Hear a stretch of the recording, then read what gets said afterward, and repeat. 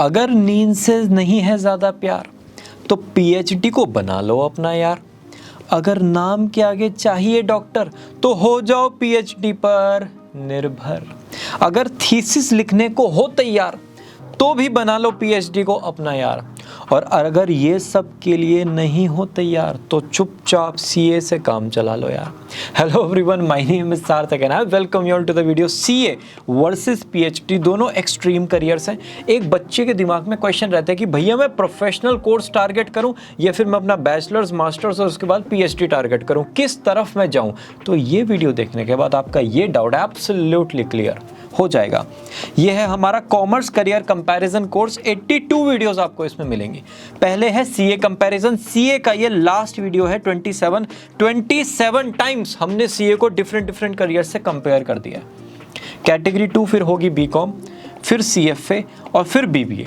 In total 82 videos हैं। आपको जो भी वीडियो अपने लिए रेलेवेंट लगता है वो वीडियो आप चेकआउट कर सकते हो। पूरी प्लेलिस्ट का लिंक आई बटन और डिस्क्रिप्शन में मिल जाएगा।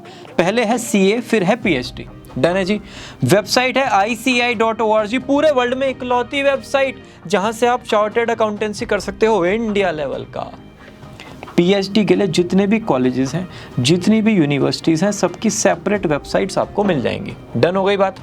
यहाँ पर फुल फॉर्म है चार्टर्ड अकाउंटेंट, यहाँ पर फुल फॉर्म है डॉक्टर ऑफ फिलॉसफी। पीएचडी को यही कहते हैं, doctorate. Number of authorised institute यहाँ पर है सिर्फ एक, institute of chartered accountant of India. भैया यहाँ पर कितने? अरे बहुत सारे हैं। IITs है, IIMs हैं, सेंट्रल यूनिवर्सिटीज़ हैं, प्राइवेट यूनिवर्सिटीज़ हैं, स्टेट यूनिवर्सिटीज़ हैं, सबके नाम आपको डिफरेंट मिलेंगे। कोर्स का स्टेटस, अगर सीए कंप्लीट कर लिया तो आप मास्टर्स लेवल तक आ गए, पीजी लेवल तक कंप्लीट हो गया, डायरेक्ट पीएचडी में एडमिशन ले सकते हो आप सीए के बाद। मतलब सीए के बाद आप राइट साइड में शिफ्ट हो सकते हो, लेकिन सीए होना जरूरी है। ऐसा नहीं कि सीए आधा किया तो बैचलर मिल जाएगा। सीए पूरा कंप्लीट करके ही मास्टर्स का इक्विवेलेंट क्राइटेरिया आप फुलफिल कर पाओगे। यहाँ पर पीएचडी है हाईएस्ट एकेडमिक डिग्री। पता है पीएचडी के बाद क्या करोगे आप? एक और पीएचडी। फिर पता है पीएचडी के बाद क्या करोगे? एक और पीएचडी। मतलब इससे ऊपर कुछ हो नहीं सकता। डबल पीएचडी, ट्रिपल पीएचडी, यही चलता रहेगा। एलिजिबिलिटी क्राइटेरिया 10+2, किसी भी स्ट्रीम से अगर आप हो, PCM, PCB, कॉमर्स, ह्यूमैनिटी, आप चार्टर्ड अकाउंटेंसी कोर्स कर सकते हो। पहले फाउंडेशन क्लियर करना है, फिर इंटरमीडिएट क्लियर करना है, फिर फाइनल क्लियर करना है। डन। यहाँ पर आपका मास्टर्स होना जरूरी है। या तो आप पहले बीकॉम एमकॉम कर लो, है ना, BCA MCA कर लो, BBA MBA कर लो, अपना मास कम्युनिकेशन का ग्रेजुएशन या फिर मास्टर्स कर लो। ये सब कुछ करने के बाद आप एलिजिबल होगे किसके लिए? पीएचडी के लिए। साइंस स्टूडेंट के लिए यहाँ पर एक्सेप्शन है, जो बीटेक कर रहे हैं और जो 4 इयर्स की डिग्री है बीटेक, उसके बाद वो आप डायरेक्ट पीएचडी में एडमिशन ले सकते हैं। क्योंकि बीकॉम आपका 3 ईयर का कोर्स है तो आपको मास्टर्स करना पड़ेगा। टेक्निकली आपको 5 साल बाद पीएचडी करना अलाउड है और बीटेक स्टूडेंट्स को 4 इयर्स के बाद करना अलाउड है। ये लेटेस्ट बिल्कुल अभी का अभी अपडेट है। एडमिशन प्रोसेस क्या है, थोड़ा सा ध्यान से देखना। आर्ट्स और कॉमर्स स्टूडेंट्स ज्यादातर यूजीसी नेट में अपीयर होते हैं, सारे एंट्रेंस एग्जाम से हैं। साइंस और लाइफ साइंस वाले जो हैं वो ज्यादातर CSIR नेट में अपीयर होते हैं। इंजीनियरिंग में जिनको पीएचडी करनी है वो ज़्यादातर गेट में अपीयर होते हैं। ये तो होगा एंट्रेंस एग्जाम। इसके अलावा हर स्टेट के डिफरेंट एंट्रेंस एग्जाम्स हैं और हर यूनिवर्सिटी के भी एंट्रेंस एग्जाम आपको मिल जाएंगे। तो आप पहले स्टार्ट करते हो यहाँ से, ठीक है, उसके बाद धीरे धीरे स्टेट पर आते हो, फिर धीरे धीरे यूनिवर्सिटी लेवल पर आते हो। आप जाओगे IIMs में, तो IIMs में कैट और जेड का स्कोर कंसिडर किया जाता है। FPM, भैया FPM क्या है? Fellow programme in management. IIM है ऑटोनॉमस बॉडी। क्या है? Autonomous body. इनको अलाउड नहीं है डॉक्टरेट डिग्री देना, तो ये आपको FPM प्रोवाइड करते हैं। अगर IIT में जाना है तो आप UGC नेट के थ्रू, गेट के थ्रू या फिर इनके खुद के एंट्रेंसेस के थ्रू भी जा सकते हो। मतलब ये 3 तो मेन हो गए, बाकी और भी बहुत सारे एंट्रेंस हैं। ये हो गया एलिजिबिलिटी क्राइटेरिया। क्या? मास्टर्स कंप्लीट करना है और उसके बाद कोई भी एंट्रेंस एग्जाम को क्लियर करना है। Cost of enrolment less than 50,000, 50,000 रुपए से भी कम में आपका chartered accountancy course absolutely complete हो सकता है। Coaching 1 lakh max. ऑनलाइन के ज़माने में तो ये बहुत ज़्यादा हो गया। 1.5 लाख में पूरा सीए कोर्स। भारत माता की जय। यहाँ पर कॉस्ट डिपेंड करता है यूनिवर्सिटी पर। अगर आप गवर्नमेंट यूनिवर्सिटीज़ में जाते हो ना तो वो आपको स्टाइपेंड देंगे। आप पीएचडी कर रहे हो, आपको 10, 20, 30, 40, 50,000 पर मंथ स्टाइपेंड मिलता है, काम करने का स्टाइपेंड मिलता है। और कुछ प्राइवेट यूनिवर्सिटीज़ में आपको फीस वगैरह भी देनी पड़ती है।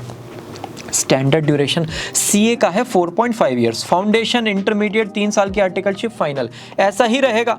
रिजिड फॉर्मेट है, पहले फाउंडेशन, फिर इंटरमीडिएट, फिर आर्टिकलशिप, फिर फाइनल। ऊपर नीचे कुछ नहीं कर सकते कि भैया अभी आर्टिकलशिप का मन नहीं है, पहले सारे पेपर क्लियर कर लेते हैं फिर फाइनल में जाएंगे, नहीं, आर्टिकलशिप यहीं पर बीच में ही करनी पड़ेगी, ऐसा ही स्ट्रक्चर है।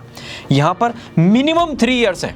ये बिल्कुल जब सब कुछ टाइम से, वो एंट्रेंस क्लियर हो गया, आपने थीसिस बना लिया, कोर्स वर्क कंप्लीट कर लिया, सब कुछ हो गया, 3 साल के अंदर आप कर सकते हो बहुत डेडिकेटेडली, वरना 4 to 5 इयर्स तो लग जाते हैं पीएचडी कंप्लीट करने में। भैया सीए कंप्लीट करने में इसमें तो ताकत है आपकी, 6 to 7 years, 8 years, 9 years, 10 years जिंदगी है ना। लेकिन 6 to 7 इयर्स में जिस बच्चे में कैलिबर है वो चार्टर्ड अकाउंटेंसी को क्रैक कर देता है, ठीक है। लेवल ऑफ कोर्स सीए में है 3, फाउंडेशन, इंटरमीडिएट, फाइनल। यहाँ पर भी 3 है, कोर्स वर्क, थीसिस और वाइवा। अभी देखेंगे क्या है। Number of papers and passing criteria, ध्यान से सुनना। पहले तो सीए का है 20, फाउंडेशन में हो गए 4 पेपर, ये जो दोनों है वो हो गए डिस्क्रिप्टिव, ये जो दोनों है वो हो गए ऑब्जेक्टिव। जहां पर ऑब्जेक्टिव पेपर कहीं पे भी आ गया ऑटोमेटिकली नेगेटिव मार्किंग आ जाती है। फाउंडेशन के 4 पेपर क्लियर हो गए, उसके बाद आओगे इंटरमीडिएट के 8 पेपर्स में, ग्रुप 1 में 4, ग्रुप 2 में 4, भैया ये भी क्लियर कर दिए। फाइनल में आ जाओ 8 पेपर, ग्रुप 1 में 4, ग्रुप 2 में 4। ग्रुप 2 का 6th सब्जेक्ट है जिसमें आपको 6 ऑप्शंस मिलेंगे, कोई भी एक सब्जेक्ट इनमें से आपको चूज करना है, और वो जो 6th पेपर है वो आपका माना जाएगा इलेक्टिव सब्जेक्ट। ये जितने भी पेपर्स हैं इन सब में 30% MCQ और 70% डिस्क्रिप्टिव क्वेश्चंस आपको मिल जाएंगे। भैया पास होने का क्राइटेरिया 400 मार्क्स का आपका ग्रुप है, ये ग्रुप 1 है ना, ये 4 पेपर वाला 400 मार्क्स का है, 4 पेपर 100 मार्क्स के, मिनिमम 200 चाहिए। भैया तो 2 पेपर में 100 ले आते हैं, बाकी 2 में 0 ले आएंगे, नहीं, हर पेपर में 40 भी होने चाहिए। तो 4 पेपर के 40 अगर देखोगे तो 160 तो लाने ही हैं चारों पेपर के मिला के, ज्यादा कितने भी ले आना, बस 200 मिनिमम होना चाहिए। डन। नंबर ऑफ पेपर ध्यान से देखना पीएचडी से रिलेटेड। पहले तो आ गया एंट्रेंस आपकी लाइफ में, एंट्रेंस दोगे यूजीसी नेट, ठीक है, 2 पेपर होते हैं, ऑब्जेक्टिव, नेगेटिव मार्किंग होती है। अगर आप पासिंग क्राइटेरिया देखोगे तो 40%, लेकिन पास होने से ना कुछ होगा नहीं यूजीसी नेट में। भाई आप कैट के एग्जाम में पास हो गए, क्या हो गया, पास हो गए, मेरिट में नाम आना चाहिए। ऐसी सेम यहाँ पर है, आप पास हो गए उससे फर्क नहीं पड़ता, एडमिशन आपको कॉलेज में बहुत अच्छे स्कोर पर ही मिलता है। यूजीसी नेट क्लियर, फिर गेट, ये पीएचडी के लिए होता है, इसको आपको क्लियर करना पड़ेगा, इसका सेट पैटर्न है, ये हो गया भैया, गेट का पेपर भी हो गया। फिर आएगा आपका कोर्स वर्क, एंट्रेंस क्लियर करके अब आप पीएचडी के अंदर आ चुके हो। यहां पर चलता है आपका course work, 4 to 5 papers research methodology के होते हैं, प्रोसेस ऑफ रिसर्च। इस पूरे प्रोसेस के आप पेपर देते हो, और जो आपका स्पेशलाइजेशन है, जिस सब्जेक्ट में आप अपना पीएचडी कर रहे हो, 2 से 3 पेपर उसके होते हैं। तो एक तो एंट्रेंस हो गया आपकी लाइफ में, उसके बाद ये कोर्स वर्क के 6 to 7 पेपर्स, कुछ यूनिवर्सिटी में 7 to 8 है, तो ये मैटर करता है, मतलब 4 to 9 में सारे पेपर्स होते हैं। डन। पासिंग क्राइटेरिया अपने खुद के थीसिस जो आपने अपने हाथों से लिखे हैं, सब्जेक्ट का कुछ बनाया है, प्लस आपका वाइवा लास्ट में होता है वो पूरे थीसिस से रिलेटेड, ये होता है passing criteria. Done. Difficulty level, CA तो बहुत डिफिकल्ट है, एंट्रेंस एग्जाम बहुत ज्यादा टफ है क्रैक करना, 8 से 10 घंटे तो पढ़ना ही पड़ेगा, फाइनल में भी, इंटरमीडिएट में भी, फाउंडेशन में भी, तीनों में पढ़ना है। ये है मॉडरेट टू डिफिकल्ट, ठीक है। एंट्रेंस एग्जाम भी मॉडरेटली डिफिकल्ट है, ऐसा हुआ हल्ला नहीं मच जाता कि 12-12 घंटे की आपको डेली स्टडी करनी पड़ी। आप 8 to 10 आवर्स में आराम से कंसिस्टेंट मेहनत के साथ एंट्रेंस एग्जाम को क्रैक कर सकते हो। हाँ, जब आप कोर्स में जाओगे तब आपकी 10 से 12 घंटे की मेहनत होगी, सीए से ज़्यादा होगी। यार रिसर्च का काम है, अपने आप सोचना है, सब कुछ अपने आप, अपना खुद का कुछ निकाल के लाना है, मेहनत तो होगी। पासिंग परसेंटेज सीए का है 6%, 100 स्टूडेंट्स गए, 6 बाहर निकले, बीच में 94 खो गए, कोई बीकॉम में निकल गया, कोई एमबीए में निकल गया, कोई फैमिली बिजनेस में निकल गया, कोई ज़िंदगी से परेशान हो गया, कोई कुछ 94 गायब हो जाते हैं। यहाँ पर पासिंग परसेंटेज है 100। पीएचडी में कोई फेल नहीं होता, पीएचडी का जो प्रोसेस है उसको लोग छोड़ के चले जाते हैं, वो कभी कभी इतना कॉम्प्लिकेटेड बन जाता है, कभी कभी इतना ज़्यादा डिफिकल्ट हो जाता है, ए छोड़ो यार क्या, ऐसा सीन हो जाता है, फेल कोई नहीं होता। प्लेसमेंट ऑफ फ्रेशर्स, सीए में 30 to 35% प्लेसमेंट कैंपस से ही मिल जाएगा। इंस्टीट्यूट ने कहा वेबसाइट पर रजिस्टर करो, कंपनीज को और स्टूडेंट्स को कहा इंटरव्यू राउंड कंडक्ट हुआ, फाइनल सिलेक्शन बच्चों का हो गया। बचे हुए बच्चे ऑफ कैंपस जाओ, अपने रिसोर्सेज के थ्रू, जॉब पोर्टल के थ्रू, लिंक्डइन के थ्रू अप्लाई करो, जॉब उठाओ, राइट। यहाँ पर कैंपस प्लेसमेंट देखो, डायरेक्ट सपोर्ट तो होता नहीं है, ठीक है।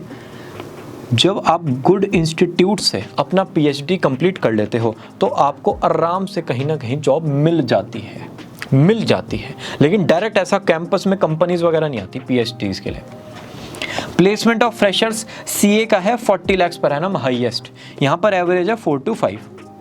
अगर आप गवर्नमेंट कॉलेज से पीएचडी कर रहे हो या बहुत ही अच्छे प्राइवेट कॉलेज से कर रहे हो, आपको स्टाइपेंड मिलेगा 8,000 से लेके 70,000 तक पर मंथ। पीएचडी करने का, पढ़ने का, अपनी रिसर्च करने का।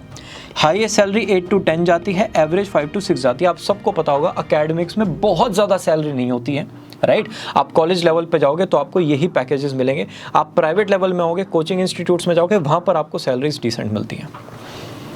टॉप कॉर्पोरेट बिग 4 सीए के लिए, इनके लिए डिपेंड करता है स्पेशलाइजेशन पे। भाई आपने फिजिक्स, केमिस्ट्री, मैथ्स में किया तो आपके कॉर्पोरेट सारे इंस्टीट्यूट्स होंगे, पेइंग कैपेसिटी बहुत है। आपने कुछ अलग टाइप के सब्जेक्ट में किया तो आप रिसर्च में जाओगे, आप ऐसे चीज़ पर वर्क कर रहे हो जो 3 साल बाद शायद थोड़ा सा एक्टिव होगा, उस हिसाब से फिर आपके ब्रांड्स होंगे। ग्रोथ प्रोस्पेक्ट सीए का है, एमबीए फाइनेंस। सीए के बाद कुछ समझ ही नहीं आता, एमबीए समझ में आता है बस। पीएचडी सीए करने के बाद कर सकते हैं, और प्रोफेशनल कोर्सेज एसीसी, एफआरएम, ये सब कुछ। यहाँ पर हायर एजुकेशन देखो, ज़िंदगी ना जीनी भी होती है। पहले तो 3 से 4 साल का बैचलर्स किया, फिर 2 साल का मास्टर्स किया, फिर अपने 3 से 4 साल पीएचडी में लगाए। ज़िंदगी में पढ़ने ही आए हैं क्या, और भी तो कुछ करना है। तो हायर एजुकेशन ऑप्शन यहाँ पर अवेलेबल नहीं है, ठीक है जी। ग्रोथ प्रोस्पेक्ट सीए के लिए है सीएफओ और COO, chief financial officer, chief operating officer, 15 से 20 साल में पहुँच जाते हैं। यहाँ पर प्रोफाइल पे बहुत कुछ मैटर करेगा भाई। ये तो आप फुल प्रोफेसर बन जाओगे एकेडमिक्स में, या फिर आप कॉर्पोरेट में सीनियर एडवाइजर कंसल्टेंट बन जाओगे, आप हायर रैंक्स पर भी जा सकते हो। रहेगी हमेशा सीनियर मैनेजमेंट की जॉब अनटिल एंड अनलेस आपकी पीएचडी बहुत ही वैसी है कि बिल्कुल उससे नीचे कुछ नहीं हो सकता, मस्ती वाली पीएचडी है, तब तो ये सीनियर लेवल नहीं मिलेगा। लेकिन अगर डिसेंट कॉलेज से है, एंट्रेंस के थ्रू है, सब बढ़िया।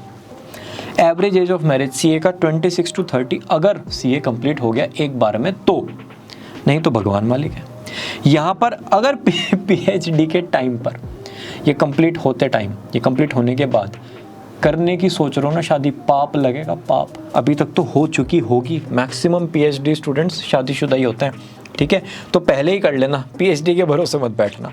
रिस्पेक्ट इन सोसाइटी सीए या पीएचडी होल्डर, डॉक्टरेट यहाँ पर ज़्यादा है, डॉक्टर की रिस्पेक्ट ज़्यादा होती है। यहाँ अगर 95 है तो यहाँ 100, फ़र्क इतना ही होगा, लेकिन डॉक्टर की ज़्यादा है। फ्रीलांस वर्क अपॉर्चुनिटी, अपनी खुद की प्रैक्टिस, कंसल्टेंसी फर्म, टीचिंग कर सकते हैं, चार्टर्ड अकाउंटेंट्स। यहाँ पर बहुत कुछ ना प्रोफाइल पर डिपेंड करता है। आप सब्जेक्ट पढ़ाते हो फिजिक्स, केमिस्ट्री, मैथ्स, आपकी पीएचडी भी इन्हीं पर है। आपके पास बहुत बड़े बड़े इंस्टीट्यूट्स आएंगे, वो आपको रिसर्च कंडक्ट करने के लिए कहेंगे, आपके पास फ्रीलांस अपॉर्चुनिटी हमेशा रहेगी। आपका सब्जेक्ट बहुत ही नीश है, जिसमें ब्रांड्स नहीं है, जिसमें कुछ काम नहीं हो रहा, जिसमें अवेयरनेस की ज़रूरत है, वहाँ पर फ्रीलांस प्रोजेक्ट मिलना थोड़ा सा मुश्किल हो जाता है। कोर्स लाइफ सीए में क्या है, प्रेशर रहेगा पढ़ाई का, टाइम वेस्ट करना पर गुस्सा आएगा, सोशल मीडिया फंक्शन पार्टी से दूर रहना पड़ेगा, कोचिंग 10 से 12 घंटे की होगी, और आर्टिकलशिप में थोड़ा बहुत फन आएगा अगर आप चाहते हो तो, इंटेंशन है तो। यहाँ पर आप बुक्स और लैब्स में थोड़ा सा बहुत ज़्यादा इमर्स रहोगे, बहुत ज़्यादा उसमें लगे रहोगे, स्टडी और एनालिसिस बहुत होगा। आपको टीचिंग एक्टिविटीज़ थोड़ा सा सपोर्टिंग वे में करनी पड़ेंगी, और आप अपने रिसर्च पेपर्स प्लस प्रेजेंटेशन को प्रिपेयर करोगे। ये पूरा का पूरा स्ट्रक्चर रहेगा पीएचडी के टाइम पर। सब्जेक्ट्स कैसे होंगे, यहाँ पर होगा अकाउंट्स एंड ऑडिट रिलेटेड। जैसे लाइब्रेरी वाली मैम होती है ना, उनके पास हर चीज़ का हिसाब है कि कौन सा बच्चा कौन सी बुक लेके गया, उसको कब इशू किया था, कितने दिन में वो लेके आएगा। ऐसे ही चार्टर्ड अकाउंटेंसी के सब्जेक्ट्स आपको each and every detail financial statement की समझाते हैं, कैसे अकाउंटिंग हुई, कैसे कॉस्टिंग हुई, कैसे टैक्सेशन हो, पूरा का पूरा स्ट्रक्चर आपको समझ में आ जाता है हर ट्रांजैक्शन से रिलेटेड। ये आप सब्जेक्ट के थ्रू पढ़ते हो। यहाँ पर स्पेशलाइजेशन पे डिपेंड करता है कि आपके सब्जेक्ट होंगे क्या। भाई एचआर है, फिजिक्स है, केमिस्ट्री है, करियर काउंसलिंग है, कुछ भी है, right. Work orientation, accounting and analysis. जैसे आपके पास ना सीए बनने के बाद पता है लोग कैसे आएंगे, भैया मंत्र बता दो बस, यार एक मंत्र बता दे जिससे टैक्स बच जाए, बस 2 लाइन ऐसी बोल दे कि बस जो मेरा 2 लाख टैक्स बन रहा है वो 1.5 लाख हो जाए। तो जैसा आप मंदिर में जाके मंत्र पूछते हो ना, या प्रीस्ट से जाके मंत्र पूछते हो, बस वैसे ही लोग उसी टेंडेंसी के साथ आपके पास आते हैं और आपको उनका सॉल्यूशन करना पड़ता है। अगर आप प्रैक्टिस में हो, अगर आप जॉब कर रहे हो, तो जब स्टेटमेंट्स वगैरह फाइल होती हैं वो मार्च और सितंबर का टाइम होता है, तब आपकी याद आती है, ठीक है जी। यहाँ पर वर्क होता है रिसर्च और अकेडमिक, जैसे डॉक्टर नंबी थे ना, है ना। रॉकेटरी मूवी से एक बहुत ज़्यादा अवेयरनेस आया इनकी लाइफ पर। ये जो माइंडसेट है, ये जो वर्क है, बस बिल्कुल यही चीज़ होती है पीएचडी। इतना ज़्यादा प्यार अपने काम से कि बस कर जाएंगे, मर जाएंगे, कुछ भी हो जाए आग लगा देंगे। ठीक है जी। कॉमन ट्रेड्स एप्टीट्यूड क्या है? चार्टर्ड अकाउंटेंट का एप्टीट्यूड होता है डिटेल ओरिएंटेड। जैसे प्लेयर होते हैं ना अपोजिट टीम के, हर चीज़ पर, छोटे छोटे पॉइंट पर ध्यान रखते हैं कि बॉल कहाँ से जा रही है, अगर यहाँ इसने मार दिया तो यहाँ पर, हर चीज़ का कैलकुलेशन रखते हैं। ऐसे ही आपका भी एप्टीट्यूड होता है। आप छोटी छोटी ट्रांजैक्शंस पर दिमाग रखते हो कि अच्छा यहाँ पर ये गड़बड़ है तो नीचे आके गड़बड़ करेगा, प्रॉफिट एंड लॉस में ऐसा है, ट्रेडिंग में ऐसा है, बैलेंस शीट में ऐसा है, लेजर में इसको ऐसे लेके, पूरा सेटिंग, ये आपका एप्टीट्यूड होता है। छोटी छोटी चीज़ों पर ध्यान। इनका होता है डिटेल ओरिएंटेड, कीन ऑब्जर्वेशन होता है और स्ट्रॉन्ग प्लानिंग करते हैं। जैसे ट्रैवल ब्लॉगर देखें, ओ भाई एक ही जगह है, उसी जगह पे हर साल जाके नई चीज बताना कितना डिफिकल्ट टास्क है। मतलब मैं 1 + 1 = 2, अब इसको कितने तरीके से बता दूंगा कि भाई चलो 4 - 2 = 2, ठीक है, 5 - 3 = 2। एक टाइम पे तो लिमिट खत्म हो जाएगी। ये हर बार डिफरेंट प्लेसेस पर जाएंगे और नया बताएंगे। एक टॉपिक ट्रैवल, उस पर डीप रिसर्च। सेम केस आपका चलता है, डिटेल ओरिएंटेड, एक टॉपिक रिसर्च का, बहुत ज़्यादा उस पर मेहनत। पर्सनैलिटी ज़्यादातर चार्टर्ड अकाउंटेंट्स की इंट्रोवर्ट, इंटेलिजेंट, ऑनेस्ट और ट्रस्टवर्दी होती है।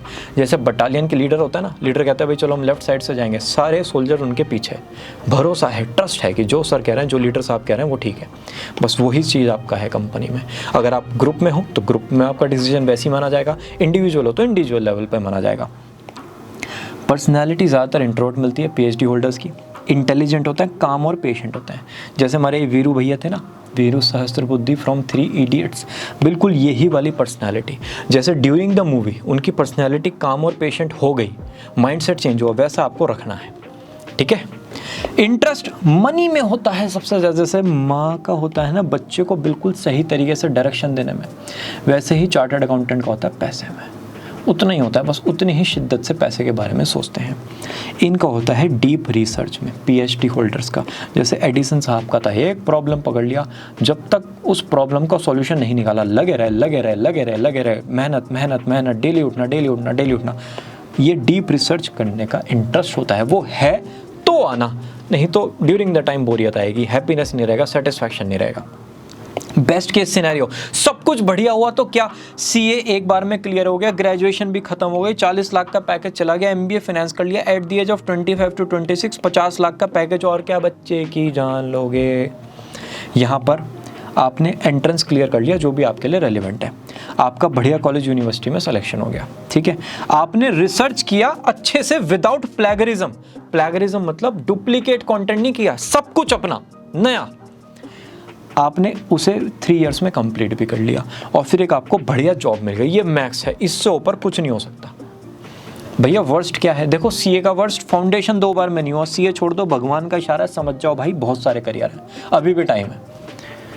केस 2, इंटरमीडिएट 2 से 3 अटेम्प्ट में नहीं हुआ, 3 मान लेते हैं। ग्रेजुएशन अच्छे से कंटिन्यू करो, सर्टिफिकेशन डिप्लोमा करो, 2 से 3 इंटर्नशिप लो, अपने और फ्रेंड से बातचीत करो, 1 से 2 साल जॉब एक्सपीरियंस लो, लाइफ को ट्रैक पे लाओ, मास्टर्स की तैयारी करो। केस 3, भैया फाइनल 4 अटेम्प्ट में नहीं हो रहा, 4 अटेम्प्ट हो गए, अगर 4th अटेम्प्ट ऐसा था कि सब कुछ ताकत लगा के दिया तो छोड़ दो, लग रहा है कि थोड़ा बहुत बच रहा है, कुछ जान है, फिर सोचना आगे, नहीं तो 4th अटेम्प्ट के बाद छोड़ दो। आर्टिकलशिप है, इंटरमीडिएट है, ग्रेजुएशन है, खाली नहीं हो, जॉब मिल जाएगी मार्केट में, चाहे किसी भी लेवल की मिले। जिंदगी को लाओ ट्रैक पे, अंधेरे कमरे से बाहर निकलो, लोग जो आसपास बोल रहे हैं, टेंशन दे रहे हैं, उनसे दूर जाओ, पॉजिटिव लोगों में जाओ, ऑटोमेटिकली पॉजिटिविटी आएगी, जिंदगी ट्रैक पे आएगी। मास्टर्स करो, लाइफ सेट हो जाएगी, घबराना नहीं है, ये सब कुछ है आपके पास, और प्रोफेशनल कोर्सेज भी कर सकते हो अब इनके बाद। भैया वर्स्ट केस किस में, पीएचडी में आपने ना टेस्ट क्लियर नहीं किया, स्टैंडर्ड टेस्ट जो था ना वो नहीं किया, यूनिवर्सिटी का या फिर स्टेट का क्लियर कर लिया, ठीक है जी, कोई बात नहीं, अच्छे कॉलेज में जाओ, अपना मेहनत करो, टाइटल आपको मिल जाएगा। आप कोई भी टेस्ट क्लियर नहीं कर पाए, कुछ भी नहीं हुआ, कोई सा भी एंट्रेंस क्लियर नहीं हुआ, किसी लेसर नोन इंस्टीट्यूशन में एडमिशन ले लो, बस उसका एक्रेडिटेशन और अप्रूवल थोड़ा सा चेक कर लेना, अप्रूव्ड होना चाहिए। बहुत ज़्यादा मेहनत करनी पड़ेगी, बहुत ज़्यादा मतलब समझ रहे हो, बहुत ज़्यादा 14 to 15 आवर्स वाला वो फंडा अपनाना पड़ेगा। ठीक है जी, जेन्युइन रहना अपने आप से। अगर गड़बड़ है, लगता है कि यहाँ गड़बड़ कर रहा हूँ मैं या कर रही हूँ मैं, अपने आप से बोलना मैं गड़बड़ कर रहा हूँ, ठीक करना है मुझे ये। रिसर्चर्स के थोड़ा सा टच में रहना और टाइम पर कंप्लीट करने की कोशिश करना, मार्केट में रहना। यहाँ थोड़ा सा स्ट्रगल आपका इंक्रीज़ हो सकता है। 4 to 5 ईयर्स एक वो जो ट्रैक है उस पर आने में लग जाएंगे। इसी के साथ ये वीडियो होती है फिनिश। आई होप थोड़ी नहीं बहुत क्लैरिटी आपको हुई होगी। ये पूरा CA का जो कंपैरिजन था 27 वीडियोस में सारे कंप्लीट हो गए हैं। आराम से इस पूरी प्लेलिस्ट को चेक करो। बाकी हम मिलते हैं BCom की फर्स्ट वीडियो में। Will meet you all very soon in the next video. Bye bye.